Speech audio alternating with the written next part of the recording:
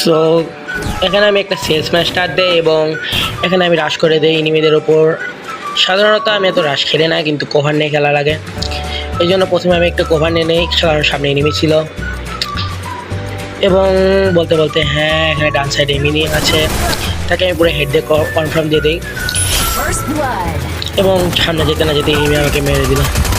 এবার টিমমেটটা পুরো এনিমিদের শেষ করে রাউন্ডটা ক্লিয়ার করে নিল এবং আমরা ভিক্টরি পেয়ে গেলাম। এরপর নেক্সট রাউন্ডে আমি বিভোটি কিনে নিলাম। এখানে এনিমি খুঁজে পাচ্ছিলাম না, একদমই এনিমি খুঁজে পাচ্ছিলাম না, তাই ভিডিওটা একটু স্কিপ করে দেওয়া লাগলো।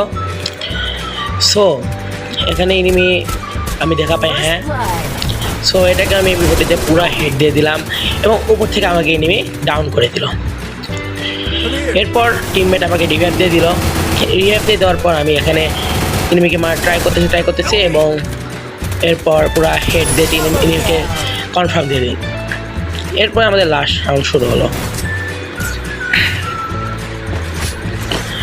এখন আমি এখানে বিভোটের বদলে একে নিয়ে নেই, কারণ লং রেঞ্জে তো ইউজ করা লাগবে, খালি শর্ট রেঞ্জ ইউজ করলে হবে না তো।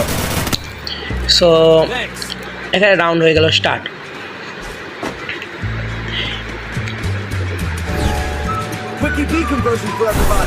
সো আপনারা দেখতেই পাচ্ছেন আমি তার ইউজ করে রাজ দিয়ে দিলাম এনিমিদের উপর। এনিমি মনে হয় উপরে ছিল, তাই আমি উপরে চলে গেলাম, কারণ এনিমিরা বেশিরভাগ সময় এখানে ক্যাম্প করে বসে থাকে। এবং হ্যাঁ, যেভাবে ভাবছিলাম এনিমি এখানে সামনে ছিল, আমি তাকে ফায়ার দিলাম, সে শুধু 18 ড্যামেজ খেলো এবং সে কম হয়ে গেল। আমি তাকে হেড মারা ট্রাই করতেছি, কিন্তু হ্যাঁ, এখানে হেড লেগে গেল, অনেক সুন্দর একটা হেড লেগেছে এবং আমি তাকে কনফার্ম করে দিলাম, কারণ রিহ্যাব করে দিতে পারে অন্য কেউ। সো এই অবস্থায় আমি আরও সামনে গেলাম, দেখলাম একটা এনিমি তার ইউজ করে সামনে চলে গেল। এরপর আমি সেখানে গেলাম এবং সে আমাকে ফুল ড্যামেজ দিয়েছিল, আমি একটু জন্য বেঁচে গেলাম এবং তাকে ডাউন করে দিই।